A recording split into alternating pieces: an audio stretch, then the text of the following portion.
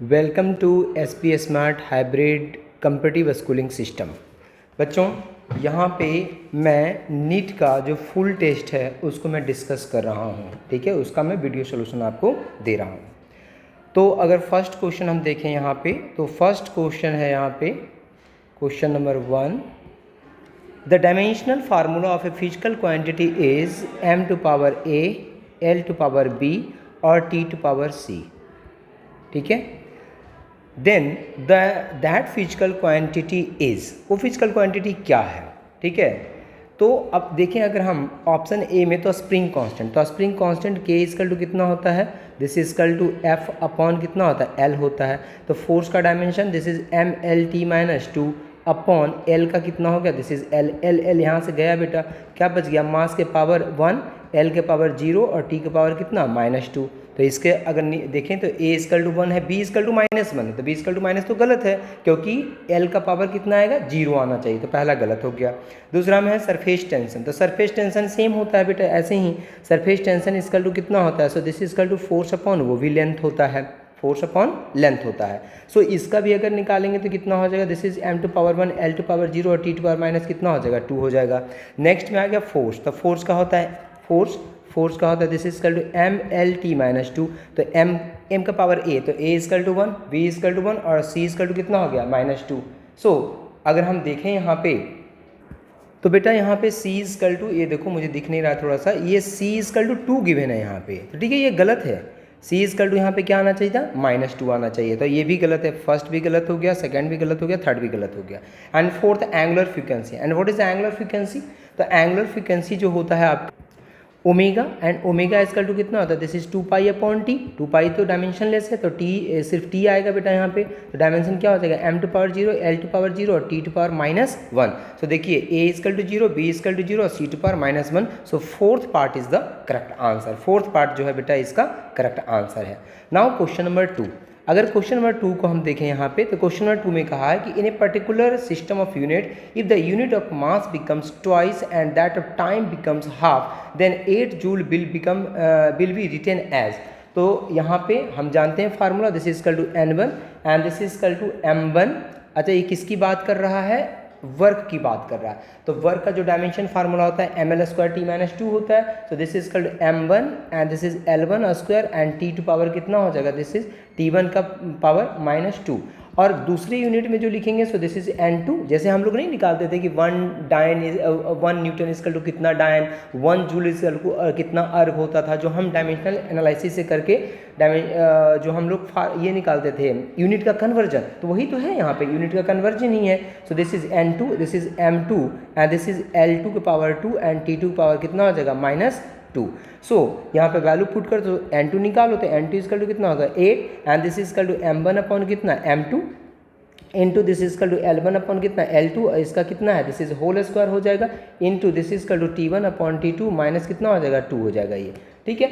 सो सबकी value put कर दो यहाँ पे जो गिवन है, तो 8 into this is equal to 1/2 into 1/2 के पावर कितना, -2। सो इसको जब सॉल्व करोगे बेटा, so this is equal to answer कितना आ जाएगा, 1। So 1 is the correct answer, जो सेकंड है उसका second part is the correct answer. Question number 3, question number 3 को अगर हम देखें, तो क्वेश्चन नंबर 3 में कहा है कि the acceleration time graph for the particle moving along x axis is on an figure, if the initial velocity of the particle is -5 metre per second, the velocity eight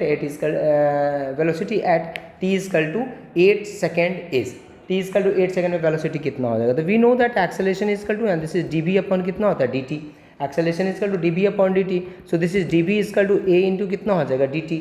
सो इसको जब integrate करोगे बेटा, जब इसको हम इंटीग्रेट करेंगे, कहाँ से कहाँ तक इंटीग्रेट करें, so this is equal to velocity कितना है, 5 से लेकर के, वेलोसिटी इसका चला जाएगा 5 से लेकर के v तक, एंड टाइम कितना हो जाएगा, दिस इज 0 से लेकर के कहाँ तक, 8 तक।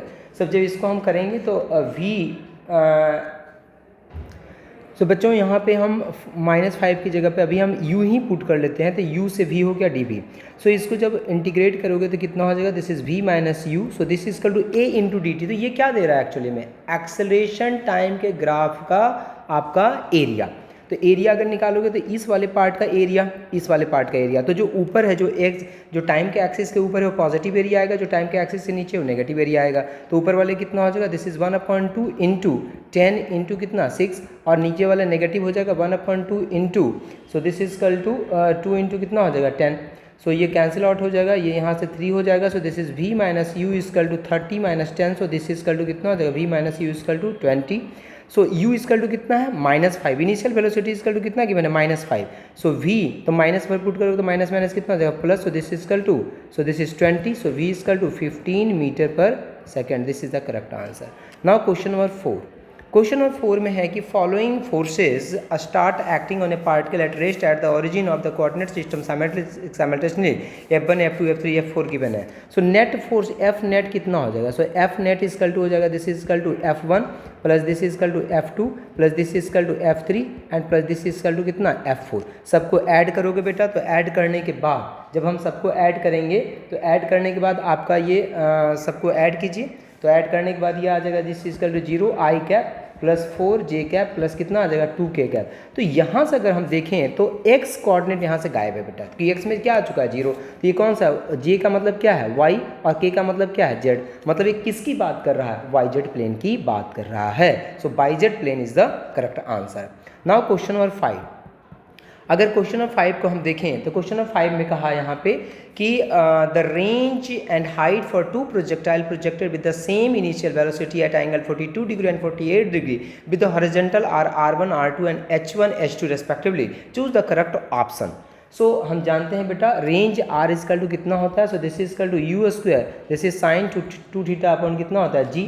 सो एंगल जो रेंज होता है बेटा वो जैसे अगर थीटा ले लो या 90 माइनस थीटा ले लो, दोनों पे क्या होता है सेम रेंज होता है। सो अगर यहाँ पे 42 डिग्री है, एक 48 डिग्री है, तो वही तो है, एक थीटा इसका टू अगर 42 है तो 90 माइनस 42 इसका टू कितना 48, मतलब रेंज क्या मिलेगा आपको यहाँ पे सेम मिलेगा, रेंज क्या मिलेगा यहाँ पे सेम मिलेगा आपको। तो रेंज की वैल्यू जो होगी वो क्या हो जाएगी सेम, मतलब r1 r2 दोनों क्या होंगे इक्वल। अब बात रह गई मैक्सिमम हाइट की, तो maximum height h equal to कितना होता है, this is u square sine square theta upon कितना होता है 2g। अब देखो थीटा साइन थीटा की वैल्यू हम जानते हैं, जैसे जैसे थीटा की वैल्यू बढ़ती है वैसे वैसे साइन थीटा की वैल्यू बढ़ती जाती है। सो बेटा 42 डिग्री पे आपका वैल्यू जो होगा कम होगा और 48 डिग्री पे जो वैल्यू होगा वो क्या होगा ज़्यादा। सो हम कहेंगे h2 is greater than h1। So r1 equal to r2 and h2 is greater than h1 is the correct answer. So question number 6। Question number 6 को अगर हम देखें तो यहाँ पे मास पुली सिस्टम है बेटा, ठीक है, ये मास है, यहाँ पे एक पुली है, ठीक है, और यहाँ पे एक मास लगा हुआ है। तो सबसे पहले तो इसमें आपसे कहा है acceleration in metre per second, ठीक है, तो ये 5 kg है and this is equal to यहाँ पे 2 kg है। अच्छा, इसमें कोई फ्रिक्शन वगैरह नहीं है, फ्रिक्शन वगैरह यहाँ पे एब्सेंट है। जब फ्रिक्शन वगैरह एब्सेंट है बेटा तो क्या करेंगे, इसमें टेंशन एक स्ट्रिंग है तो टेंशन क्या होगा सेम। अगर ये ए एक्सेलेरेशन से नीचे जाएगा तो ये ए एक्सेलेरेशन से आगे जाएगा बेटा। सो इसका वेट कितना हो जाएगा, this is equal to 2g, this is equal to 2g। तो यहाँ पे अगर हम देखें तो इस वाले में अगर हम 2 kg में अगर हम लगाते हैं, पहले फ्री बॉडी डायग्राम भी बना सकते हैं, यहाँ पे हम डायरेक्ट भी लिख सकते हैं यहाँ पे। So this is 2g minus T and 2g minus T equal to mass into acceleration, this is equation number 1। अगर 5 kg को देखो तो tension T equal to this is 5 into A, this is equation number 2। अगर बेटा equation 2 की value equation 1 में हम put कर देते हैं तो 2g माइनस 5 इजकल टू कितना हो जाएगा 2a। So this is 7a equal to 2g। So this is acceleration a equal to this is 2g upon कितना हो जाएगा 7 हो जाएगा, दिस इज 2g अपॉन कितना हो जाएगा 7। अच्छा बच्चों, ये तो हमने निकाल दिया, ये हमने निकाल दिया कि अगर मास 2g मूव करता है तो मैंने यहाँ पे क्वेश्चन नहीं देखा था, क्वेश्चन BC इजकल टू 0 है, BC इजकल टू 2 मीटर है। तो ये भी क्वेश्चन आते हैं बेटा, इस तरह क्वेश्चन भी आ सकते हैं, तो इतना मीटर पर सेकेंड इसका आंसर होगा। लेकिन एक्चुअली में ये क्वेश्चन इसमें नहीं था, मैंने ये क्वेश्चन कर दिया कि अगर ए एक्सेलेरेशन से जो 2 kg का ब्लॉक नीचे जाता है, 5 kg का ब्लॉक आगे बढ़ता है, तो एक्चुअली में क्वेश्चन यहाँ पे था, देखो यहाँ पे एक पॉइंट गिवन है कि BC equal to 0 and BC equal to कितना है 2 मीटर। तो मतलब यहाँ पे जो क्वेश्चन है ये कह रहा है कि initially this is equal to 5 kg है और ये यहाँ पे क्या है mass pulley system and this is equal to कितना है यहाँ पे 2 kg है। ठीक है। सो इनिशियली बोल रहा है कि B C is equal to zero, this is equal to B and this is equal to C, तो B C is equal to zero होगा बेटा, तो एफ नेट इजकल टू कितना हो जाएगा, दिस इजकल टू 2g हो जाएगा। So this is equal to acceleration is equal to mass into force equal to mass into acceleration, so acceleration is equal to this is 2g upon कितना हो जाएगा, this is 8, so this is equal to 20/8 metre per क्या हो जाएगा second. And when अगर बेटा B C is equal to this is equal to 2 metre हो जाता है, so F net equal to कितना हो जाएगा बेटा, so this is equal to 3g, so this is equal to A two equal to कितना हो जाएगा, दिस इज 3g अपॉन कितना हो जाएगा 8, सो दिस इज इतना metre per second square is the 3g की वैल्यू पुट करोगे तो 330 मीटर पर सेकेंड आएगा। तो एक्चुअली ये आंसर इसका होगा बेटा। This is the question number 6। Now question number 7। Question number 7 को अगर हम देखें तो क्वेश्चन नंबर 7 में कह रहा है यहाँ पे, क्वेश्चन नंबर 7 में ये for a body of 50 kg mass the velocity time graph is shown in figure, the force acting on the body is, velocity time graph given है आपको, ठीक है, और फोर्स पूछ रहा है। तो फोर्स निकालने के पहले आपको क्या निकालना पड़ेगा, acceleration. So acceleration is equal to यहाँ पे अगर देखें तो वेलोसिटी 2 है तो टाइम 2 है, तो एक्सेलेरेशन जो स्लोप होता है बेटा यहाँ पे वेलोसिटी टाइम ग्राफ में जो स्लोप होता है वो एक्सेलेरेशन देता है। So acceleration is equal to A is equal to tan theta, so this is equal 2/2, so this is 1 metre per second square, 1 meter per second square. So what is force? The force is equal to, this is mass into acceleration, so this is equal to 50 into 1, so this is equal to 50 Newton is the correct answer. Now question number 8. Question number 8 में assertion reason है बेटा, इसमें बोल रहा है कि given below two statements, one is labeled as assertion A and their other is labeled as region R. Assertion A, kinetic energy of a system can be increased without applying external force on the system. Region R, if the external force are absent then work done by internal forces is equal to the change in kinetic energy. देखो बेटा, तो इसमें जो है आपका correct option जो है A है, बोथ ए एंड आर, मतलब assertion and reason are true and reason R is a correct explanation of A, correct explanation है। सो क्वेश्चन नंबर 9, अगर क्वेश्चन नंबर 9 को हम देखें तो क्वेश्चन नंबर 9 में है कि body subjected to a constant force F equal to minus I cap minus 2j cap and plus 3k cap, what is the work done by this force on moving a body through a distance of 4 metre along the Z axis and then 3 metre along the Y axis. 4 metre along the Z axis है बेटा, 4 metre किधर जा रहा है, Z axis में। सो अगर हम force को देखें तो पहले फोर्स इजकल टू कितना हो जाएगा, तो this is minus I cap minus 2j cap and plus कितना हो जाएगा, this is k cap. And displacement को अगर हम देखें तो डिस्प्लेसमेंट इजकल टू हो जाएगा, this is equal to 3j cap and plus कितना हो जाएगा, this is 4k cap. So what is work done, तो work done is equal to f dot s। So work done is equal dot product पता है आपको कि सेम यूनिट वेक्टर का जो डॉट प्रोडक्ट होता है वो 1 होता है, डिफरेंट यूनिट वेक्टर का डॉट प्रोडक्ट 0 होता है। सिर्फ j को j के साथ में डॉट प्रोडक्ट करना है बेटा, तो 6 आ जाएगा, k को k के साथ में 4 12 आ जाएगा। सो 12 6 कितना आ जाएगा, 18, 18 joule, 18 joule is the correct answer. Now next question, question number आपका हो गया 10। क्वेश्चन नंबर 10 में कहा है, question number 10 sorry, two homogeneous sphere A and B of masses m and 2m having radii 2a and a respectively are placed in a touch. The distance of center of mass from the first sphere is, ठीक है। तो हम जानते हैं बेटा कि जो centre of मास का जो फार्मूला होता है, this is X centre of mass equal to m1 x1 plus m2 x2 and divided by कितना होता है, this is m1 plus m2 होता है। सो अगर हम एक सेंटर ऑफ मास को जो बड़ा वाला है जिसका रेडियस 2a है, ठीक है, जिसका रेडियस कितना है 2a, अगर इसको हम ऑरिजिन मान लेते हैं और दूसरा वाला जो है बेटा यहाँ पे दोनों टच में है, ठीक है, तो ये हो जाएगा this is equal to 2a हो गया, और ये इसका कितना रेडियस है, this is equal to a radius है, ठीक है। तो अगर यही इसके लिए फार्मूला लगा दें तो एक centre of mass equal to m into 0 क्योंकि ऑरिजिन पे था, प्लस 2m इंटू कितना हो जाएगा, दिस इज 3a क्योंकि 2a यहाँ से हो जाएगा बेटा, a यहाँ से, so 3a divided by total mass कितना, so this is 3m, so this is equal to 6ma upon कितना हो जाएगा, this is 3m, so this is equal to 2a is the correct answer. Now question number 11, अगर question number 11 को देखें बेटा तो question number 11 में कहा है कि a thin rod of length L is suspended from the one end and rotated with n rotation per second, the rotational kinetic energy, rotational kinetic energy हम जानते हैं rotational kinetic energy is equal to 1/2 I omega square होता है बेटा। So this is equal to, अगर frequency यहाँ पे rotational frequency अगर n हर्ट्ज है, सो ओमेगा इजकल टू कितना होता है बेटा, 2 पाई इंटू फ्रीक्वेंसी होता है, फ्रीक्वेंसी n से डिनोट किया है, so omega equal to 2 pi into कितना हो जाएगा, n हो जाएगा। So kinetic energy equal to कितना 1/2 आई इंटू कितना हो जाएगा, दिस इज ओमेगा स्क्वायर हो जाएगा। So this is equal to kinetic energy equal to 1/2 and जो मोमेंट ऑफ इनर्शिया होता है एंड के अबाउट बेटा, so this is equal to ml square upon कितना होता है 3 into 4 pi square and this is n square. जब इसको solve करोगे बेटा तो 2/3 this is ml square, this is pi square n square, this is the correct answer. Now question number 12।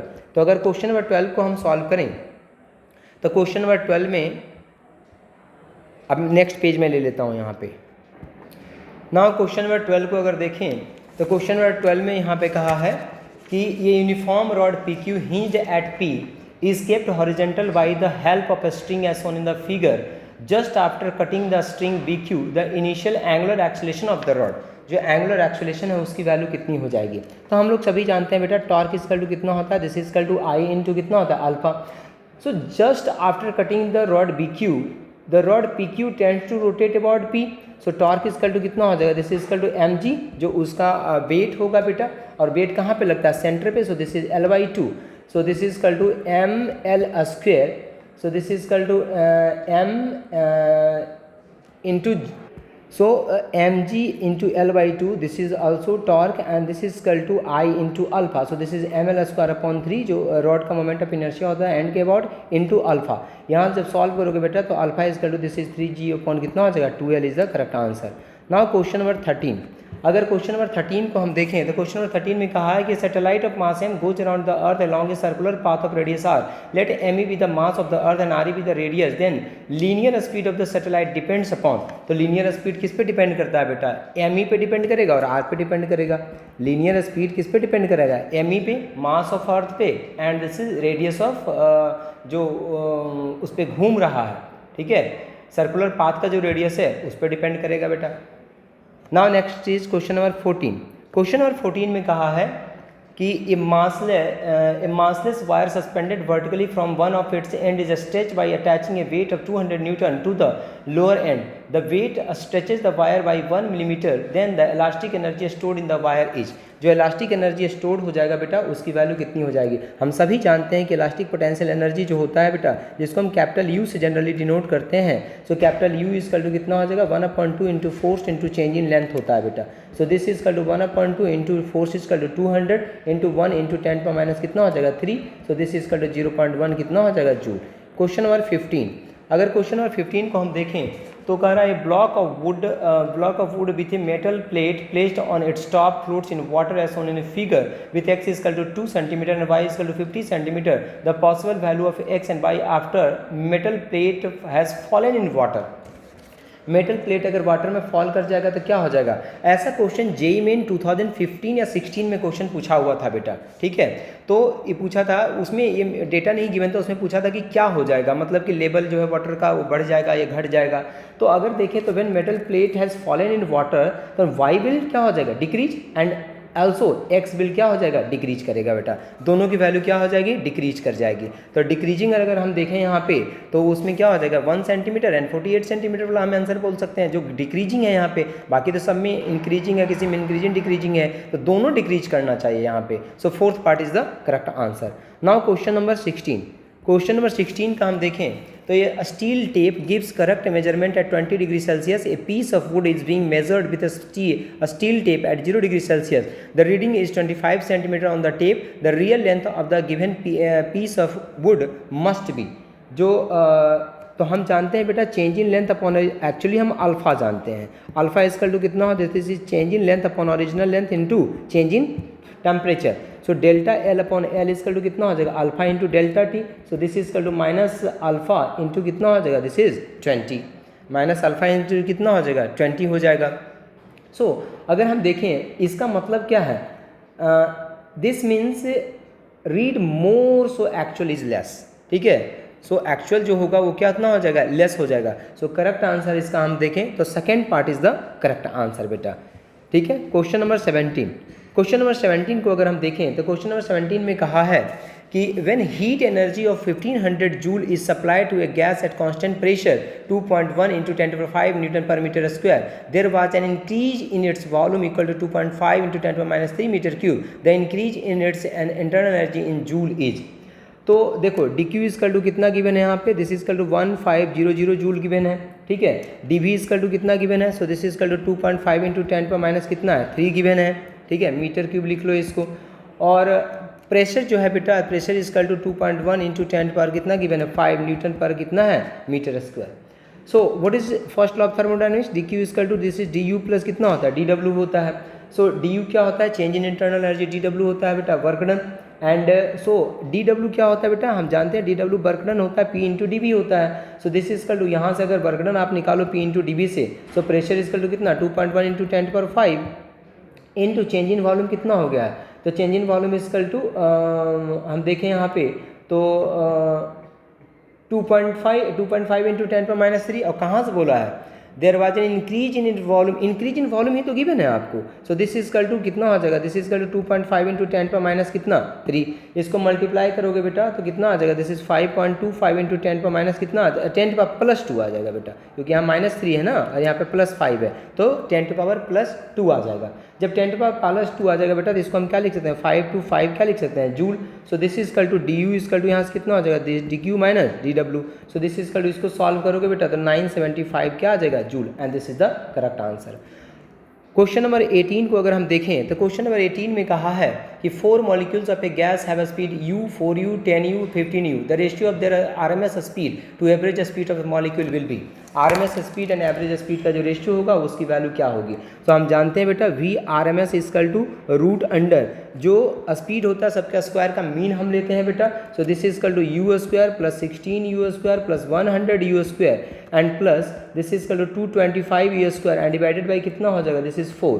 So V R M S is equal to हो जाएगा बेटा, so this is equal to root under 342/4 into कितना हो जाएगा you, and V average की अगर बात करें बेटा तो एवरेज में सबको ऐड करके डिवाइड करेंगे जितने टर्म है 4u प्लस 4u प्लस कितना 10u plus 15u and divided by कितना हो जाएगा, this is 4। So this is equal to 30u upon कितना हो जाएगा 4। जब इसका रेशियो निकालोगे बेटा तो रेशियो इजकल टू आपका जो वैल्यू है वो 342 and divided by this is 225 आपका आंसर यहाँ पे आएगा। नाउ क्वेश्चन नंबर 19, अगर क्वेश्चन नंबर 19 को हम देखें तो in SHM let time period of variation of potential energy be T1 and time period of variation of position be T2, then relation between T1 and T2 T1 और T2 का relation जो है वो कितना हो जाएगा। ठीक है, तो हम जानते हैं बेटा कि पीरियड ऑफ पोटेंशियल एनर्जी इसका 1/2 पीरियड ऑफ पोजीशन होता है। ठीक है, सो अगर हम देखें यहाँ से तो पीरियड ऑफ पोटेंशियल एनर्जी जो होता है 1/2 इंटू पीरियड ऑफ क्या होता है पोजीशन। सो करेक्ट आंसर जो यहाँ से है बेटा, सो करेक्ट आंसर हम देखें तो 19 का जो करेक्ट आंसर हो जाएगा वो कितना हो जाएगा, third part 2T1 is equal to T2 हो जाएगा, क्योंकि जो पीरियड ऑफ पोटेंशियल एनर्जी होता है 1/2 पीरियड ऑफ पोजीशन होता है। So this is 2T1 is equal to कितना हो जाएगा, T2 हो जाएगा।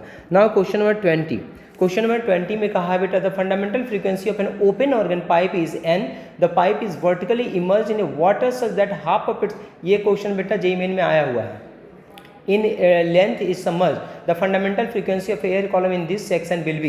ठीक है, इसका फंडामेंटल फ्रीक्वेंसी जो है वो कितना हो जाएगा, तो हम जानते हैं फ्रीक्वेंसी इजकल टू कितना होता है, दिस इजकल टू v/12 होता है। सो दिस इजकल टू यहाँ पे कितना गिवन है आपको, n गिवन है। सो n अगर हाफ बेटा हाफ जो आपका ओपन ऑर्गन पाइप है उसको हाफ आपने क्लोज कर दिया, तो क्लोज कर दिया तो क्या हो जाएगा, सो न्यू फ्रीक्वेंसी जो हो जाएगी बेटा, so this is v/4 into L/2। So this is equal to यहाँ पे कितना हो जाएगा, so this is equal to जो वैल्यू आएगा बेटा वो यहाँ से, और इसकी जो v/2 तो ये 2 कट गया बेटा, सो दिस इज v/ कितना हो जाएगा फिर से 2L। So this is equal to frequency फिर से सेम फ्रीक्वेंसी के बराबर आ जाएगी बेटा ये।